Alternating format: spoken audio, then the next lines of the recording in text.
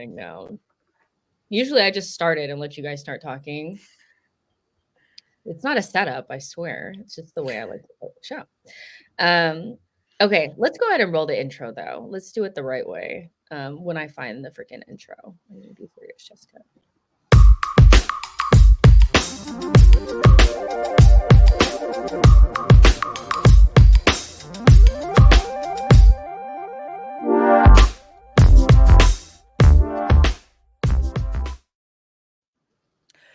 Hello, everyone. Welcome to another episode of the Cannon Club. Yeah, got my coffee, got my friends here, and I'm ready to chit chat. Nice. What's your coffee order, Harry? What do you have? Looks like a frappuccino or some nonsense. It is, yeah. It is a frappuccino from Cafe Nero.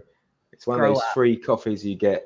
It's one of those free coffees you get with like health insurance. So I like to get the most expensive one, so that way, you know, I'm really getting the freebie. So I was like, right, put oat milk in there, put all the syrups in there, give me the most value for money. So yeah, and it's also like Laura said before we went live, it's spring is starting to spring, so thought I'd get a cold coffee. It's what we do in England. It gets a little bit warmer. We're like, right, ice cream, beach shorts, flip flops, cold coffees, barbecues, and it's really only about 10 degrees. Yeah, go ahead, Laura. No, I was going to say, like, as long as it's in double figures in Celsius, you know, there are people walking around Clapham Common with their tops off. Like, the bar is quite low in this country for nonsense behavior in the summer.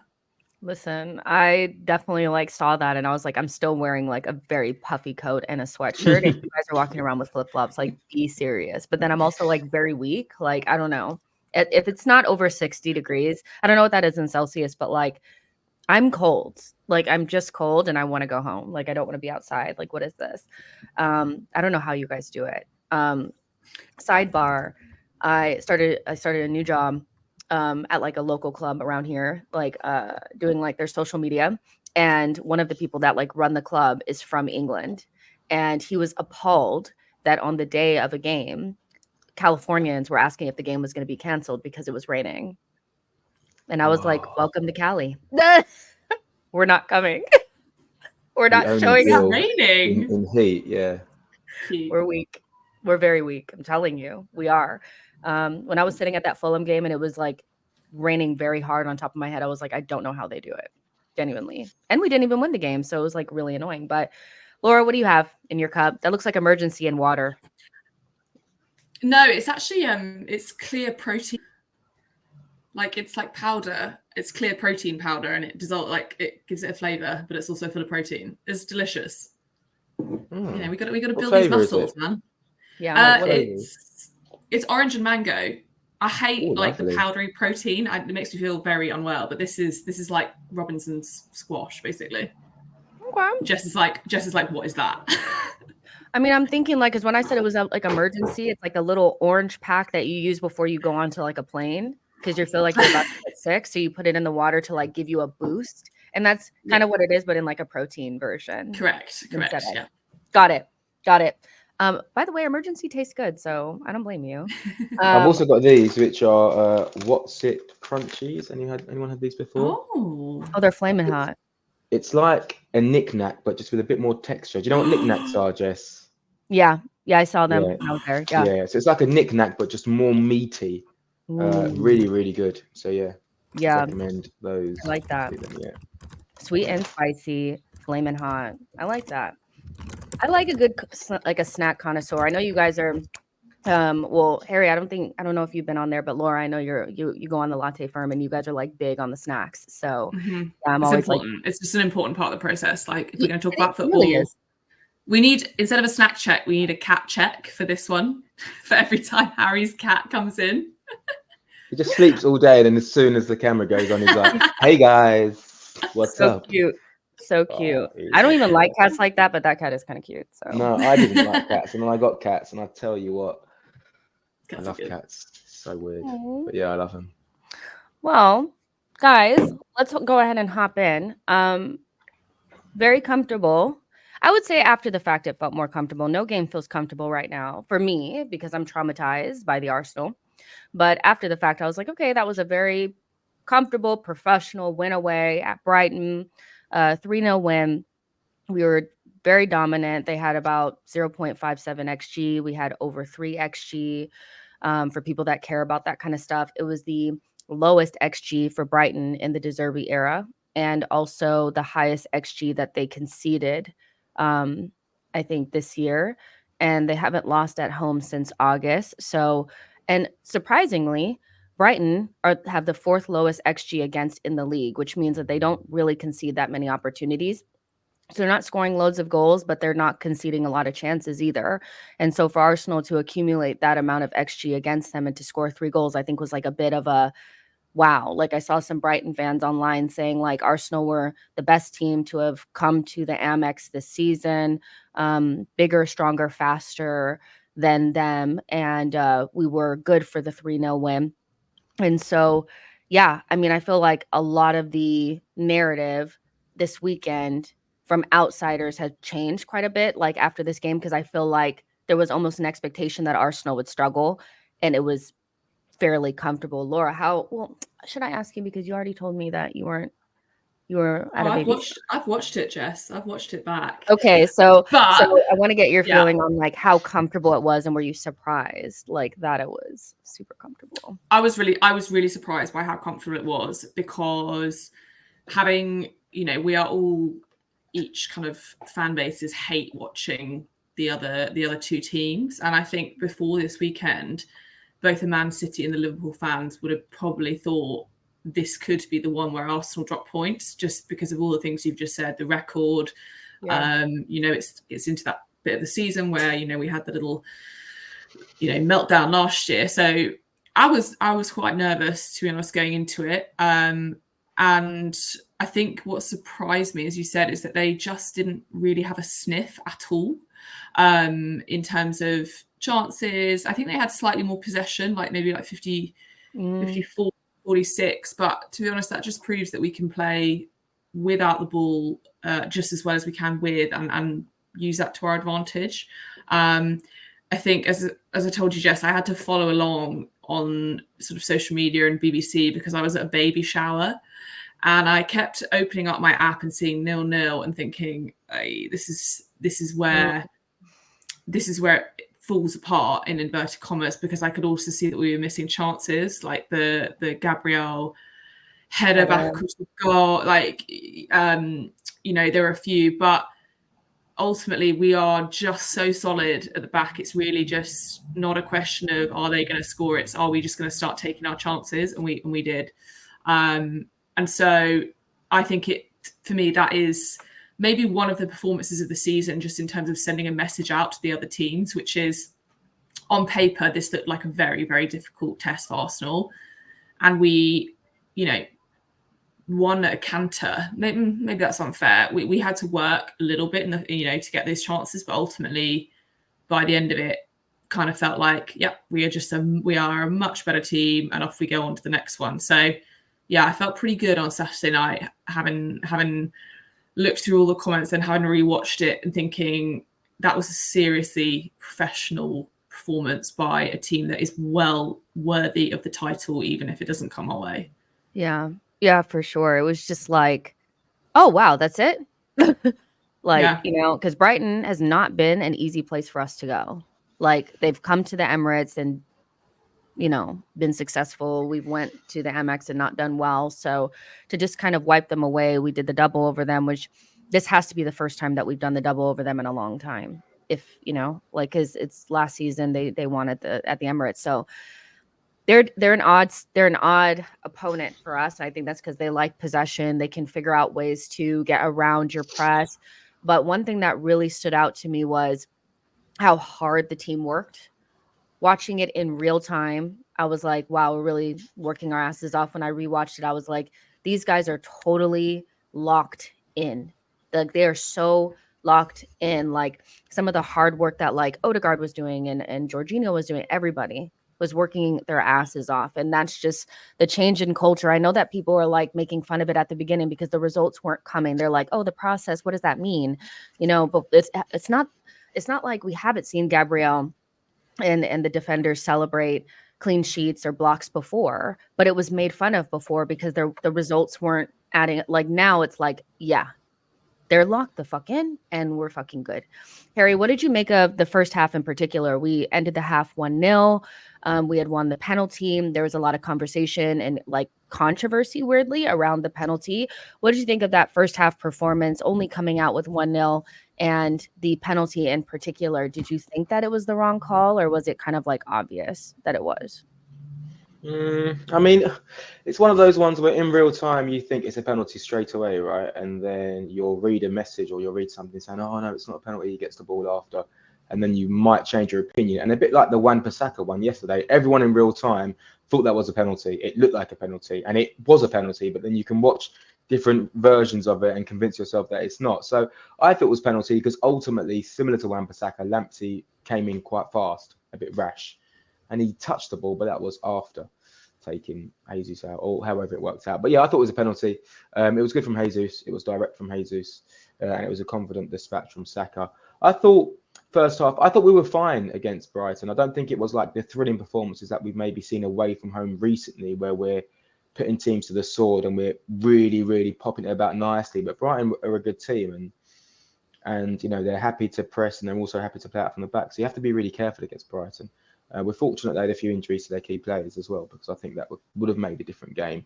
But yeah, I mean, look, I was happy with the 1-0, and I'll be happy with 1-0s for the next 7 games. Do you know what I mean? So now we keep saying it, but I'm not like, there was that stage after Christmas or January time when we went to Dubai, when I'm thinking, right, I want to start enjoying games. I want to enjoy watching Arsenal. And we had that for 7, 8, 9 games.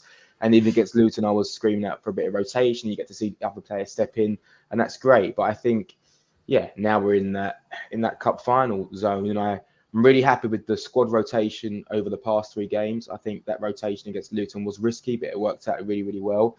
And you could see again Saka coming in, doing okay, and then Zinchenko starting, Trossard coming off the bench, Martinelli waiting in the wings. So I was really happy with that rotation against Brighton again, and the way we're using players and the way we're giving players rests when we don't need them to essentially be on the pitch. So yeah, feeling good about it. Good result. And just now looking forward to tomorrow. And when you speak about defending, I think, I'm happy the players are celebrating those moments, because I've said it before, when we were giving away goals with Ramsey in goal, maybe being 3-0 up and we can see the silly goal at home. Those things would piss me off so much, because it's like you need to be obsessed by clean sheets, and it needs to be in your brain, and everyone needs to celebrate it. And even Trossard celebrates that Gabriel block with him, because it's so important to the team. Like it's you have to like live and breathe the clean sheet, and you need everyone on the same page, and that comes with work rate and just being alert and being switched on. And we're fortunate now that teams aren't really creating chances against us. So really, the chances of us keeping clean sheets are pretty fucking high, because no one shoots against us, but you still have to do it. So yeah, super happy with that. Give us 7 more 1-0s or 2-0s, whatever they are, and yeah, fingers crossed we just keep on doing what we're doing. Yeah, that's who really, like, I'm really at the point where I don't care how we do it, just get it done. You're so right, Harry. Like, there was a moment in time where it was like, can we score better goals? Like, are we just scoring off of set pieces? Can we not score from open play? Now I'm like, I don't give a damn. Just do it. Just get it done. True. I don't care. Because right now it's like, does it really matter? It doesn't. We know we're a good team, right? And like, just to reiterate how good we are, our goal difference is 51. That is more than, I feel like, that's more points than Man United have. Our goal difference is better than the amount of points that Man United have. Isn't it? Jess has always got time for a Man United dig, hasn't she? Always. Okay, I do. I absolutely do. However you can. Oh yeah. Game, okay.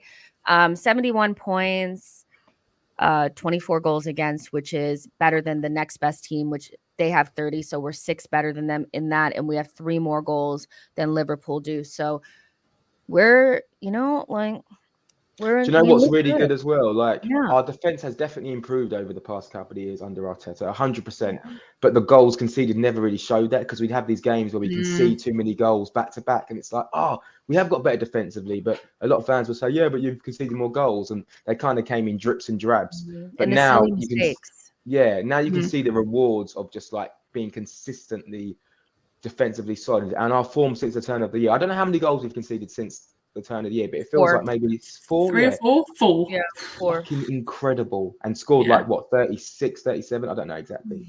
And then won 10 out of 11. I mean, in the Premier League, or so that like we're flying, we're buzzing. And I always say my regret is that we didn't do this at the start of the season, but it's cool because we're there now, and hopefully that gets us over the line. But yeah, we're just a well-oiled team of like elite players now. And watching Arsenal, I watched it at the pub on Saturday, and I just felt really, really chilled and comfortable. And it's like we're now in that position. Arrogant in the pub. Like? Yeah, no, What's but it that was like. No, but you know, when you just feel like, oh yeah, like this is cool, we've got this, and you always know how we're going to score, and Saka's going to score the penalty, and when he's running down the right, when he's going to put it back to Erdegaard, or someone's going to be there, and Havertz is going to run across the front post for a little tap in. Like I don't know, it just feels really predictable at the moment. I don't want to be confident. I did not see Jorginho on the overlap though. That was like a nice little moment. You cannot tell me that you thought that was happening. I was like, what are you doing there? No, I did, because I texted my mate about 10 minutes before saying I bet you Jorginho scores on an overlap as Saka goes down, pretending to be injured. And I was like, told you, mate. Told you. Perfect. No, I didn't say, maybe not that, but you know what I mean though. It just feels like predictable at the moment, and it's good, and I like it, and I want it to carry on going for as long as it can. Yeah, I want to talk about some individual performances as well. In particular, I want to do like a little bit of a temperature check on Zinchenko and Jesus, our two Man City, two Arsenal, players, experienced players. They have a role to play in this run-in. I'm glad that they're getting minutes. I don't even know. Let's start with Jesus first. He won the penalty, which is amazing. Good for you. The rest of the performance, I was like, didn't sound good for you. I was like, sick. Can we not get these headers on fucking target? Like, yeah, he should have scored that one. I think one of them was so bad. It was. It was. It's like he tried to do extra when he didn't need to put extra mustard on it. Just like, I don't know. He needs to ask Kai how to do it. Yeah. Because it's like a little extra, hands up. Go and talk to your man. It's like, just towards the goal, bro. Like, because he had 2 of those. And so, I don't know. I think even rewatching it, I felt very similar about the performance that, he worked hard. He did some good things. He won the penalty, but I'm still looking for more. What are your guys' thoughts on Gabriel Jesus? He did do the presser, which doesn't mean anything, but sometimes it does. And the way that we've been starting out the last 2 games, not last 2 games, but this last game, he did start. Martinelli didn't start in the last game, so maybe he will start against Bayern. Thoughts? Is he ready to start against Bayern? Do you trust him? What's going on? Anyone? Laura, you go. Oh, you want to go? I thought he was lively, is what I'd say. Lively, quite a lot of huff and puff. I don't mind him starting against Bayern. I don't know what Martinelli's fitness is like at the moment. Is he fully fit? Do we need to just like keep him for the run in a little bit more and see what Jesus does against Bayern? Obviously, being I think he's scored quite a few goals in the Champions League. It's kind of his territory. He's been there before, etc. If he can get one goal from Gabriel Jesus in the Champions League would be. Maybe hopefully open the floodgates a little bit. It'll get his confidence back. But, running at a Bayern side, they're not particularly fast, I don't think, at the back. So he could be useful. But Martinelli is quick as well. I'm just going to sit on the fence.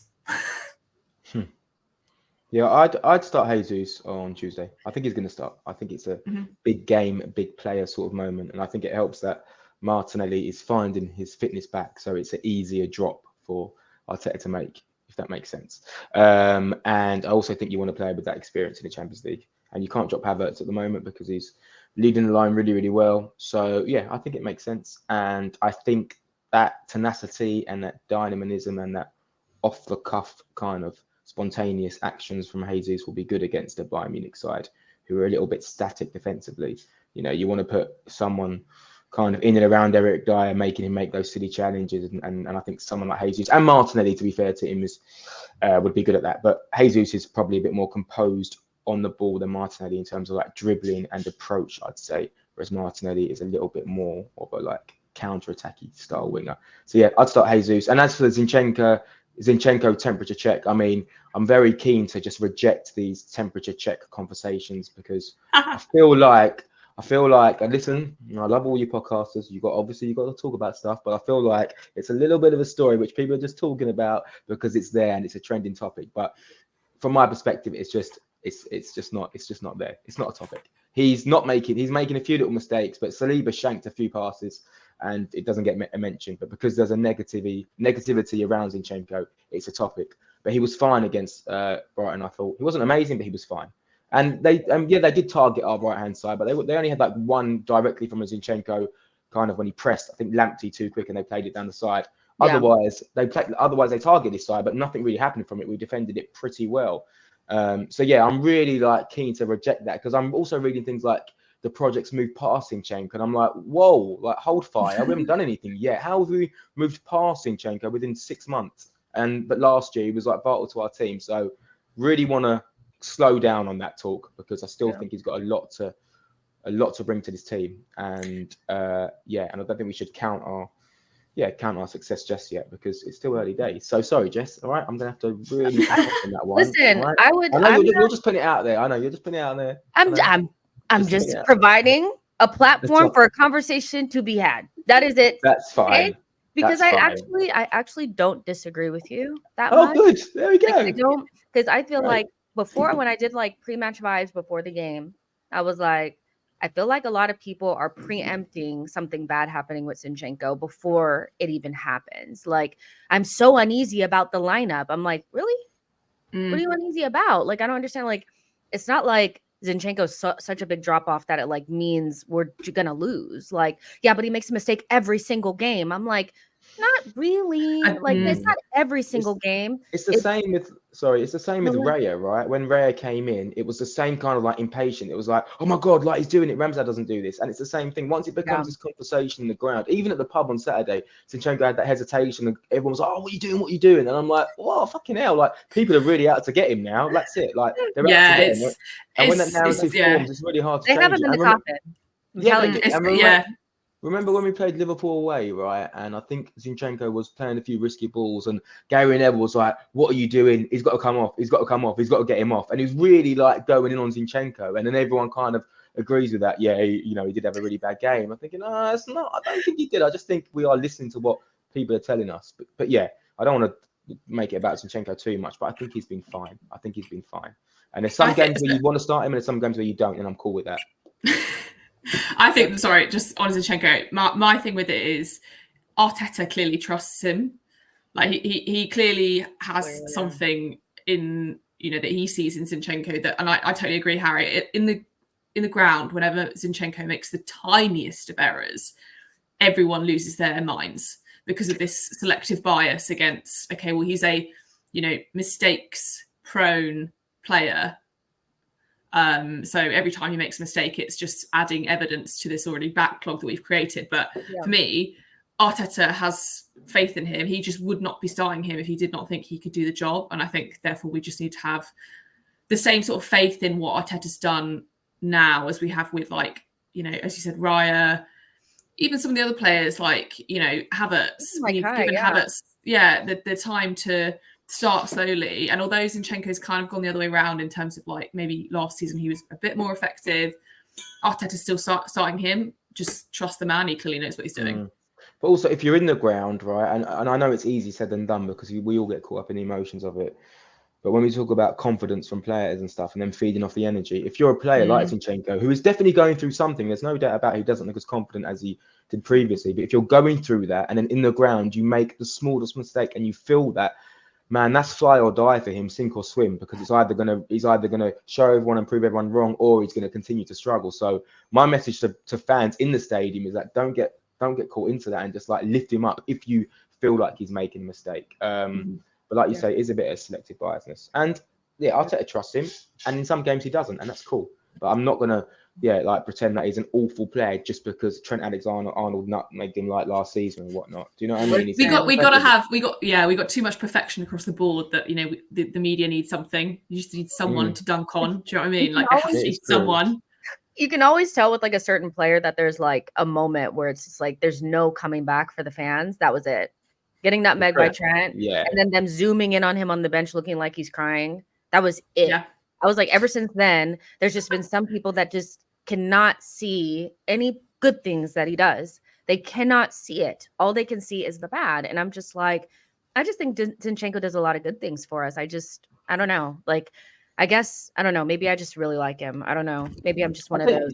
Sometimes commentators as well, man. Like I was watching the Man United game yesterday, and Harry Maguire was doing like some pure madness where he's dribbling out the ball with so slow, like no one else is on the pitch, and he's just doing this. I've got the ball, and he's getting tackled, and they're not really saying anything. And I'm like, when that was David Luiz, you're calling these players uncoachable, right? And if it's Zinchenko, you're saying, oh, you got to take him off. So a lot of it is what how the commentators kind of betraying players, and then that's how we perceive someone's performance. But yeah, like I think it's one of those ones where we know what we've got and we're cool. You know who else hates Zinchenko with every fiber of his being?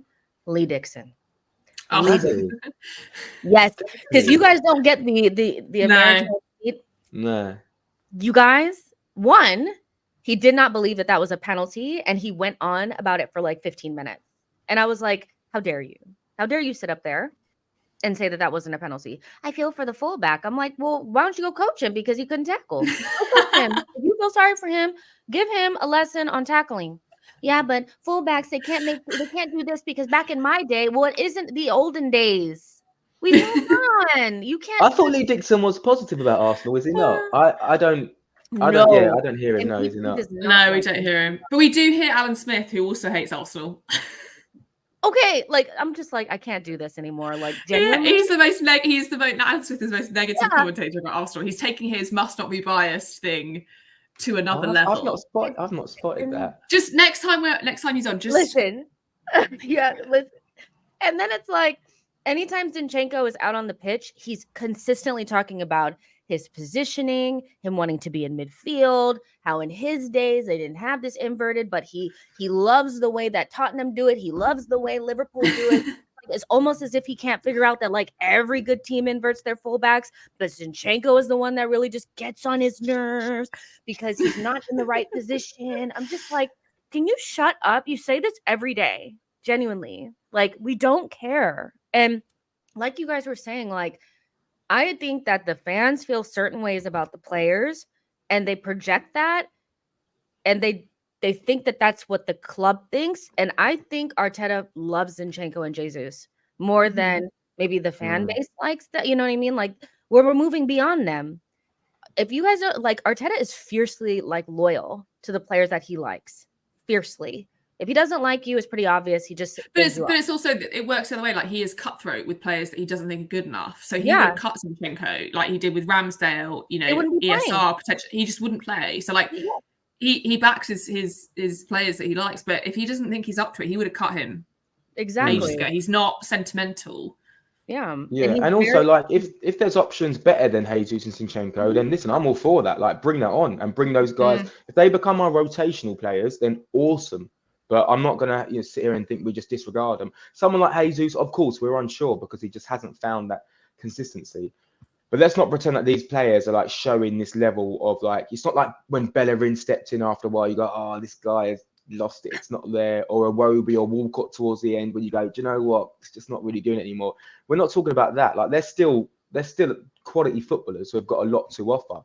And the reason why we've changed as a club in terms of our aims and ambitions is largely down to Arteta, but also because they were, key signings and they helped us change the mentality and the ambition within the club. And I don't think that can be underestimated. I don't think it helps that Zinchenko talks quite a lot as well, so people are probably quite bored of hearing the sound of his own voice. And Jesus is always injured and doing things that you don't want him to do. But so every team, I feel like Zinchenko just is kind of like the foot in mouth, thinks he's funny brother of the team, like almost like the clown. And so like that person gets annoying. Like everybody has that person in a big group. Every time I played in a team, there was always somebody that were like, gosh, she doesn't like fucking nerve. But you love her because she's there for the vibes. Like, and she's trying, so it's like, I feel like Zinchenko just takes up that role. Jesus is a little bit different because he doesn't score goals and blah, blah, blah. And strikers will score goals. So whatever. Speaking of a striker that's scoring goals though, Kai, can anybody have foreseen this character arc for Kai Havertz? I mean, he was playing in midfield, which I do want to point out that Mikel Arteta did kind of like come out and say that a player chooses where they're going to play. We try them in a couple of different positions, and the lineup is calling for him to play center forward. Some people are like, that's an admission that he got the midfield thing wrong. I kind of just think it's like, it's not really that, but whatever.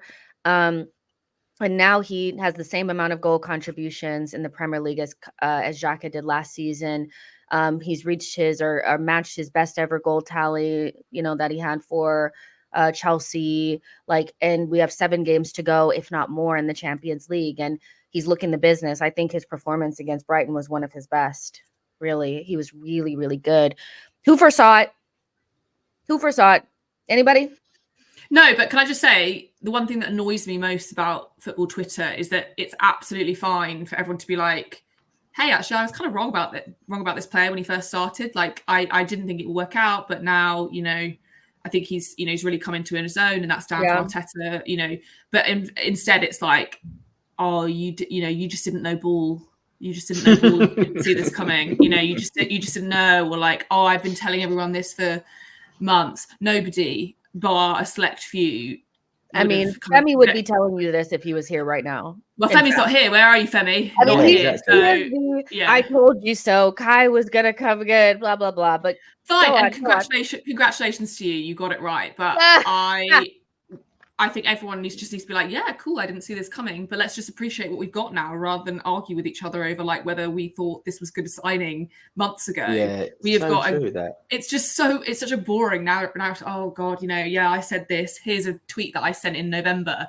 Looking at you, Femi, retweeting things that you tweeted months ago. Just appreciate that we've got a great player now, and that we have all maybe learnt a lesson here about, number one, the type of personnel that we bring in. And 2, the skill of our manager and the coaches around him to try him out, not lose faith, try him in different positions, give him time, give him confidence. Like that is a successful coaching kind of output from bringing in a player who came with a massive price tag, a massive expectation, but maybe had kind of drifted towards the end of his Chelsea career. Just appreciate what we've got now, which is, I think the Brighton game was probably one of his best, and he's probably the first name on the team sheet, bar maybe Rice. Yes, fair. I think the main thing, well, I agree with everything Laura said there, but I think the most important point is time. You have to give players time to adjust, to adapt. Yeah. Like, I don't understand why we think players can just instantly just move to a new club and hit it off. Some do, some don't. But if you change jobs, right, it takes time for you to feel comfortable in your surroundings, especially if you're carrying baggage from your previous job or just a lack of confidence from a previous job.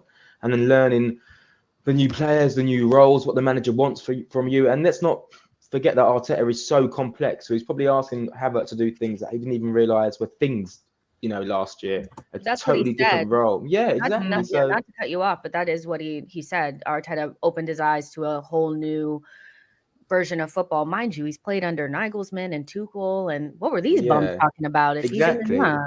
And also, when you go back to those managers, who has shined for Chelsea over the past few years? Not many players.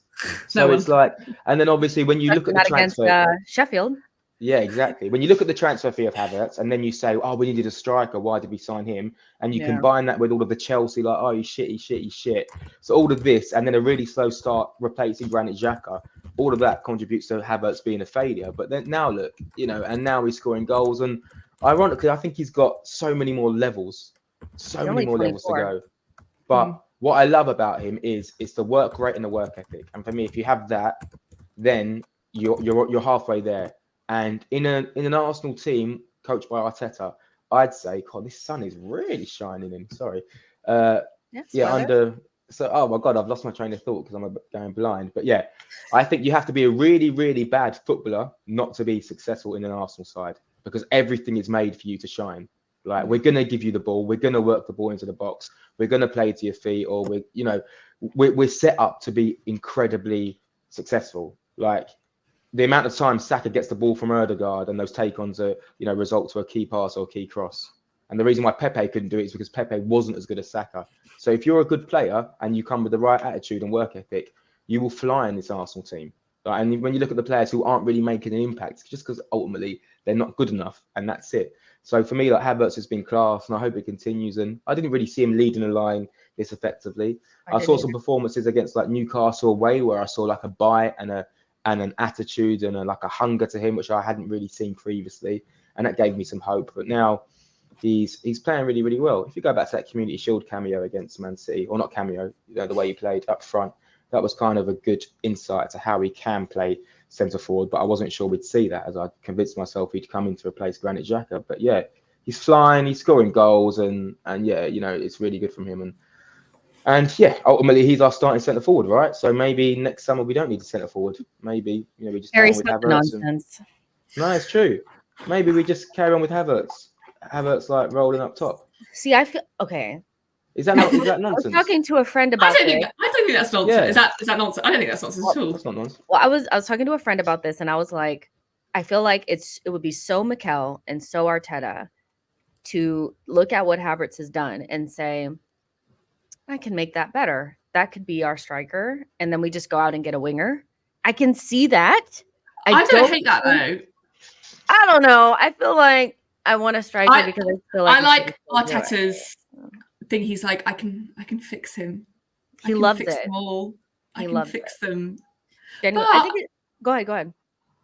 No, I just think in terms of the way that he clearly wants to play with, if you keep Havertz up top and then bring in someone else on the wing so that we have this constant rotation of Havertz through the middle, Jesus, Martinelli, Saka, new player, etc. For me, that is a compelling kind of side. However, I can't remember what I was going to say there. Someone help me out. Carry on. I think we definitely need a centre forward option, right? We definitely need someone off the bench, or we need something, a poacher, or however you want to call it. But ultimately, if Havertz is playing really, really, really well up front, right, and leads us to a league title, then you'd be a bit stupid to change it, especially if that means dropping Havertz, from the team, if you're not going to put him back at left eight, because then all you're doing is stifling Havertz growth. So I think if someone's doing really, really well, then cash your checks and say, cool, well, actually, you're playing great up front. I mean, at the moment, something that we could do, I could totally I can see that, because you could make an argument that if Havertz had been playing center forward from the beginning, he could have 13, 14 goals maybe. And a lot of strikers, we always talk about 20 goal per season strikers, but how many strikers genuinely get to 20 goals every single season? It's not very, often. So if he was in and around that and he has 5 assists right now, you have to imagine that would be a really good season, and it all depends on who's available in the summer for the wing position. If, let's say, I don't know, Mbappe goes to Real Madrid and Rodrigo doesn't feel loved at Real Madrid, I would take a Real Madrid crumb. I would take him. Yeah, an angry one that's keen to prove himself again, that, he's been shunted out by a better player. Yeah, I mean, that's all I'm saying is we're very flexible with our transfer thing. It's always kind of like that. And it just depends on what happens. And it depends on what happens with Jorginho and Partey as well. I did think it was interesting that Partey didn't play at all in this game against Brighton. And some people are like, well, that means for sure he's going to start against Bayern. But I don't know if I would start him against Bayern. I'm scared. I really am. I'm scared that he's not fit enough. I've seen him get run past so many times. I'm just I don't know if I can, but yeah, a lot depends on, I think, what happens in these next couple of weeks, really, or month or whatever, and they'll decide based on that. Moving into the Bayern conversation, who's shitting it? Who's confident? Well, no, I think we're going to win, and I've already convinced myself we're going to win 5-1, just because I think we will. Yeah, I think it's just there. If you like to place a little bet on football, I would say do 5-1, because some things are just written in the stars. So yeah, I feel confident. I'm in this position where I don't want us to win 1-0. I want us to win 3-4-0, obviously. So the second leg can be easier, because I don't think I can take us going to Munich with a 1-0 lead. That's going to be too much for me personally to watch. I can't physically do that for 90 minutes. I'll feel uncomfortable and it just won't be good for me. I think so. Yeah. 3-4-0 Tuesday night, under the lights, start fast, make Eric Dyer look like the slow shit defender he is. Gabriel, eat Harry Kane and just fucking dominate their fullbacks and just do it. Like, it's the biggest game, in what, 5, 6, 7 years. It's our biggest game. Obviously, FA Cup finals are huge, but for me, this is just like massive night under the lights. See, I feel confident. I feel excited. Also feel nervous. Just bring on the anxiety and then bring on, hopefully, the happiness. I just want us to play well, right? And I don't want us to do anything stupid and like those Champions League nights where we wait for them and then someone gives away a penalty or makes a really stupid error, or the refs are being dickheads. Why does this happen on European nights? I just want us to go out there, start fast, keep the ball, impose ourselves. My only worry is that in big games recently, even Liverpool at home, even Man City away, there are times when we do look a little bit nervous on the ball. Like it's just there, and that's Saliba, that's Gabriel, that's anyone. And you're like, oh shit, why is this happening? And I hope that doesn't happen on Bayern Munich. I'd go as far as to say is like win the kickoff and keep the ball. Do you know what I mean? And just have it. Like, don't give them anything to get excited about, because ultimately they're in a real shit bit of form and they're going to want to do something to turn it around, especially Harry Kane. So it's going to be fun, I think. I'll be honest with you, I have a ticket for tomorrow, and I'm torn on what to do. My God. No, I know. I'll tell you why I'm torn. No, I know. Okay, well, will you say that? I'm torn because I know what I'm like, and those games, they just fucking scare me. I'm in the ground and I'm just like watching it like this, and I'm. Did you have to? Were you at the Porto game? Did you have to sit through those penalties?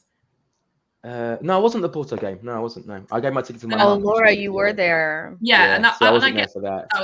That was horrendous. But this is going to be. That was expectant. This is a new kind of realm where I think there is a confidence, but this is a very, very kind of big occasion for us. So you can't miss that. It's going to be electric. Yeah. It's going to be wild. Do you know what it is? Like, I know I'm 99% go. It's just the thought of being there and just that intensity, that pressure. Like, sometimes I just know if I watch it at home in the comfort of my living room, I'm just a little bit calm and I can actually enjoy it. Whereas sometimes in the ground, I'm just like a nervous wreck and I'm leaving my seat every 10 minutes to walk around. The City game, I am going to confess, I could not bring myself to turn the TV on for the first 20 minutes. I couldn't do it. I was cleaning my house. I was by myself the whole weekend and I was kind of mopping the floors, getting ready for kickoff. And I just went to do it. And I was like, I can't do it because I don't want to see 1-0 down, hardly know. And I kind of get it, Harry, because in the comfort of your own home, you're in this like safe space. Yeah. The off button's right there if we need to. But I think, we have every reason to be confident because Bayern, as you said, they're in a bad spot. They had a really, really bad result the weekend. So why would you not, given how we are playing, at least be hopeful of a positive result over 2 legs? I think I see a lot of overconfidence from Arsenal fans. And I'm like, did you not learn anything from the Porto games that it is just different European football? And we are so inexperienced at this level, at this stage. Like, this is a whole new territory for this game, this club, this atmosphere for a lot of these fans as well. Like, there will be fans in that ground who have never, ever seen Champions League football. And that's, that all creates a sense of like, uniqueness, newness. We're in uncharted territory. But you just go back on the performance of the weekend, how we've played this year. Like, we have every reason to be confident, but I think it'll be a lot tighter than I think people are expecting. Yeah, there definitely is that nervous energy in the ground. It's something, which I just, I'm part of it, but I also hate it. And when you go back to that Porto game, when you go back to that Porto game, you're spot on. Like, look at how at times we were just, it's like our feet weren't working properly. And I was thinking, what the fuck are we doing? This is Champions League. Like, let's show everyone that we are the team to be feared. And we just, for some reason, we couldn't do it. And whether that's PTSD from previous results, just the general pressure, the general build-up in that game, there's no doubt the build-up this week will probably be the most intense it's been under Arteta. And all of that they carry on the pitch with this sense of expectation and nervousness and maybe, almost like your legs stop working. So I hope we don't go through that, but I'm pretty sure we are going to go through that, which is why I might just stick on Netflix and just watch, I don't know, Breaking Bad again or just, Bridesmaids. Bridesmaids is a great film. So I might just put on Bridesmaids. My favorite. Great film. Or Hangover. I'll just do that. I'll do that. And I'll turn on TNT Sports at the end of the game and hopefully and just see what happened. I have to tell you, I had one of my most productive ever afternoons of work during the North London derby last year, when we were away at Spurs. I was like, I cannot watch this. So I just sat down and I did some work, and I just bashed out a load of work because I couldn't bear the tension, and I just turned it on and we won. But I'm a coward, basically. I'm a coward. Oh my gosh. Well, on revealing some things, I'm not going to reveal anything too crazy. I didn't watch our penalty shootout against Porto. You just can watch. I sat in the car. I went outside and I sat in the car, and I just sat in my car and I just was like, okay, in 20 minutes, I'm going to check my phone. I didn't even make it 10 minutes. I made it 7 minutes, I think. And I didn't even look at the score or anything. I looked at my group chat and all I saw was Raya. And I was like, oh, we did it. But so you watched the game, you watched the whole game, but then you didn't. I watched the whole game. And when we went to penalties, I said, you know what? I'm not built for this. Yeah. I'm gonna go to my car and I was those 7 minutes were hell. They were hell. But when I saw Raya, I was like, we did it. I know we did it. And then I checked it and I was like, oh my goodness. So yeah, you're not alone. You're not alone. I couldn't watch. Maybe tomorrow night we won't go to the game. We'll just do a watch along of us not watching the game. You know, just doing other things. There you go. It's a great podcast. What to do when you don't want to watch football. Yeah. My brother, who moved house over Easter, we were having a back and forth on WhatsApp about what we were going to do during the Man City game because we couldn't watch it. And he was genuinely considering booking like a massage for 90 minutes because you'd have literally no way of looking at your phone and you could just turn it on and that'd be it. But I don't think you'd be able to relax very much. So it's an enormous waste of money. Yeah, that's what I was thinking too. You can't actually really relax. Speaking of not relaxing, guys, I want to remind you that the link to the Bayern Watch Along is in the description box. Use code Jessica to join. I'm doing my watch alongs on Tifo Football now. If you guys don't know, Tifo is a platform just for content creators that want to do watch alongs, and they're so much fun. A lot of you guys joined over the weekend, and so we want to keep that trend going. So like I said, the link is in the description. Use code Jessica. I'll put more information about it tomorrow. You know, I have pre-match vibes before on YouTube, and I drag you guys along with me to Tifo. But just in case you guys want to get RSVP'd early, this will be the code, and this is where you guys will be able to find all the information. Now I'm said I'm going to do all these watch alongs, and now I'm just like, oh my gosh, like what have I actually really signed up for? You've got to watch it now. You can't run away. Got to watch it. And the Man City game almost sent me to the hospital. Like I was just like, oh my gosh, get me out. Like we're not even conceding shots, but still I'm like, I cannot breathe. I can't breathe. Like it was insane. But you guys know, before we get out of here, I do want to build our lineup just for the Bayern game because we have choices. We have options. It's weird having like a very strong team or options going into a massive game. And I just saw from Simon Collins that he said that everybody is fit. So yeah, Saka was in training. Jesus did the presser. We got a lot of, Partey didn't start or play at all. Was he being put in the fridge for the Bayern game? Kivior hasn't played in a couple of games, so there's something in that maybe. So I think one player we do know that's gonna start is Raya. Are you gonna pop up or no? Okay, here we go. Raya. Seriously. Gabriel. Oop, wrong side. Saliba. Right. Because God forbid anything happen to either one of those. I will not watch a single game. If something happens to one of them, I'm done. Right back, Ben White. We're all okay with that? Yeah. He's never going to get a rest, is he, Ben White? He's just going to have to play and play and play, and that's I don't think fine. He wants the freaking rest. No, I don't think he just needs to pop himself on a tanning bed in between, and then just off he goes again. Not concealing injuries so he can play.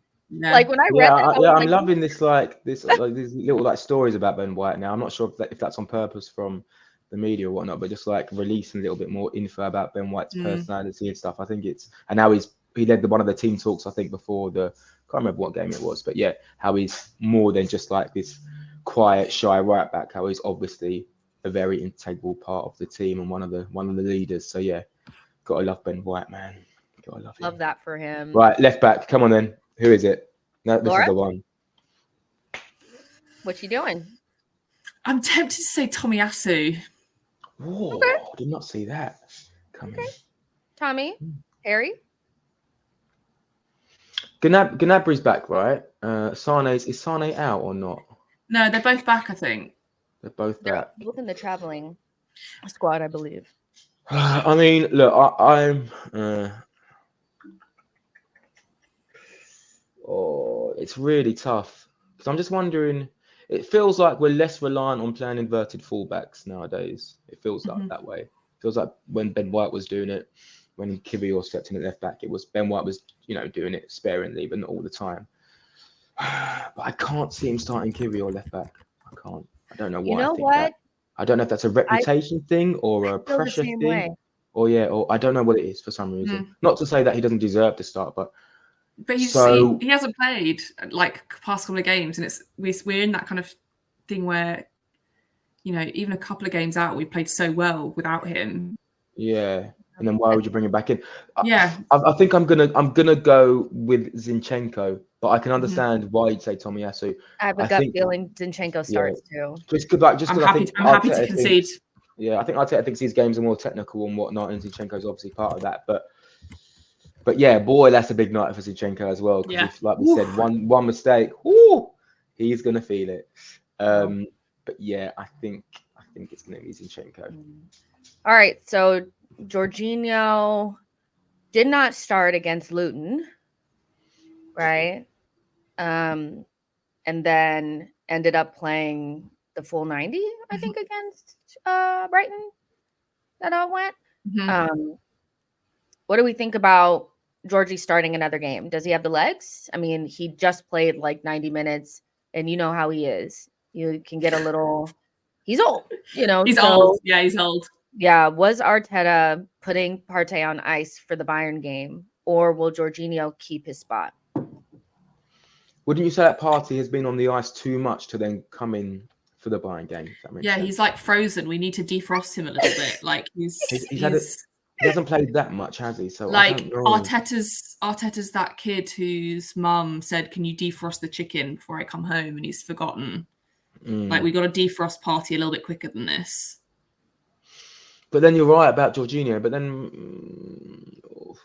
am I imagining that he can't play? Yeah, I think so. Yeah, I think so because I think he's proved his match fitness over the past. I think he can play 2 in a row, but I think then I would expect him to have a little breather. But then we've got Villa at the weekend. But that's a better game for Partey to come in. I feel is at home against Villa instead of in the biggest game of our season. Because Jorginho didn't play against Luton. He only played like the last 10 minutes. Yeah, I'd go Jorginho. Okay. Yeah, I think you're right. Because also, if you're losing a game or you want you want to change your profile, I think bringing Partey on for Jorginho would make more of an impact as opposed to bringing Jorginho on.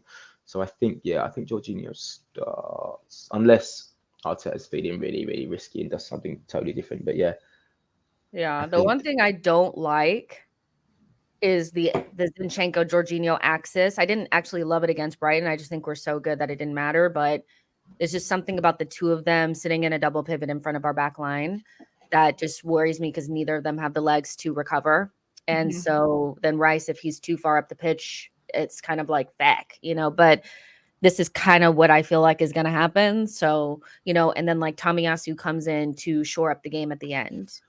One thing I'd like to mention, is there an argument or is there something that we need to consider when it comes to Kane dropping deep and having someone slightly more physical to prevent that, i.e. give us more of a shield? So that is that a case of actually playing Rice in the 6 and then Arteta doing something else? Or do you think Arteta is just going to focus on what we do with the ball as opposed to how Harry Kane can hurt you? That would be my only worry. I feel like at home we have to focus on a little bit more like how we're going to attack them versus the opposite way. But I get your point. And I guess my fear is, like you said, Kane dropping deep and then creating like an additional midfielder in there, but nobody that can really man up to him or whatever, but Rice. And then you have also Muzalia, who tends to drop into midfield as well or play in midfield. And he's a really good dribbler and he's dribbling right past Jorginho. I'm sorry. Yeah. So maybe there's a lack of legs on the transition. But like you say, if we're focused on what we do with the ball and we score a couple of early goals, for example, then those threats, are no longer as scary. But that would be my only thing. But maybe that's just me being a bit of I don't know, being too worried about Bayern Munich and not confident in what we do on the ball. And people that are watching and listening, this is a combination of what we think will happen and what we want. Please do not. I cannot believe you guys want Zinchenko to start. I'm thinking that's what Arteta's going to do. If it was me, I would just stick Tommy back there because I'm scared. Like, so don't come for me. Don't come for us. Like, talk to Arteta. Right wing is obviously going to be Saka. Yeah, so spoiler alert, it's the same team as Brighton away, right? I love that. I wanted to say at the start, but obviously don't want to ruin the show. But I feel like that's it, right? Unless he does Martinelli and then he wants to bring on Jesus up top. No, I would start Jesus. I think Martinelli will go through that little purple patch where he's coming off the bench and he'll just run at Eric Dyer and make him look silly. Any reason why you think Martinelli's been coming on the right? Did we talk about that yet? No, we didn't. I know we mentioned it on the other show. I'm not sure why. Maybe because I feel like Femi said it. I'm going to give him credit having dunked on it earlier. I think he said it a couple of weeks ago that it was a good idea. Well done, Femi. I think. Go ahead. I think it's good, man, because we just need a different option on the right wing. And Nelson, I mean, I don't want to be too harsh on Nelson, but I thought it was pretty poor against Luton. And Vieira hasn't really been getting any minutes. So, I think it's a case of trying to utilise Martinelli and Trossard, and they're both left wingers. We're almost too heavy on the left wing with Nelson as well, who plays his best football on the left wing, and sometimes Emil Smith-Rowe, who also plays on the left side. So I think it's good to have Martinelli on the pitch, and it's also good to take Saka off now and then because the guy clearly can't play 90 minutes every week. So we'll see what happens tomorrow night, but maybe Martinelli comes on for Jesus and Saka does the 90. I just want to read this out really quick too. Like Gabriel Jesus said, I don't remember the last time I played football without pain, which that devastates me. Like obviously, that knee is nothing to be played with. I genuinely cannot imagine my game being 90%, not 90%, but very heavily reliant upon me being sharp and being able to make quick movements. And every single time I try to do that, I'm afraid something's going to happen to the knee. I feel like, and then also he has to get his knee drained before games. This is why obviously I can be quite harsh on players sometimes. And I'm just he's not good enough, whatever. But Jesus, if he was playing like he was at the beginning of last season, that was one of the best forwards that we've seen at Arsenal since Alexis. And now it's a knee that genuinely that is a scary injury that he got in a dead rubber for Brazil in the World Cup. That has to be so devastating for him. So he's trying, and maybe that just made me feel so sad. I love him. I think that's the reality of so many footballers, right? That they're literally injections and whatnot before every game to get themselves ready for it. Incredibly intense and demanding sport, both physically and mentally. I mean, if it makes Jesus feel any better, he plays through pain, and we also watch through pain. So I'm not sure if he wants to watch me. I need an injection before every game. Yeah, if he wants to watch me watch Arsenal, I'm pretty sure he'd be like, Jesus Christ, I thought I had it bad. You are all over the place. I mean, I'm banging things. Hilarious. I'm punching my dad. I'm doing all sorts of stuff. I'm going for walks. I go for about 54 wheeze during the game. I don't even need a wee. I just like to go into the toilet and just wash my hands and then come back out. I mean, I'm all over the place. I have about 8 burgers at the ground. I don't know what I'm doing. I'm like, should we leave? Should we stay? Should we leave? Should we stay? Dad, do you want to go? Should we stay? I'm just all over the shop. Pass the program, read the program, open a flask, have some sweets, walk around, come back, check my phone, put a bet on. I mean, I'm all over the shop watching football. So, I feel your pain, Jesus. I feel your pain. You know what I want? You just get paid 150 grand instead. Since you're gonna be at the game and I can't go to the game, Harry, what I would love for you to do is is there any way that you can send me a couple of little voice notes throughout the game and halftime and before, so I can know how much you're suffering, and then so I can show it to everybody and put it on next show?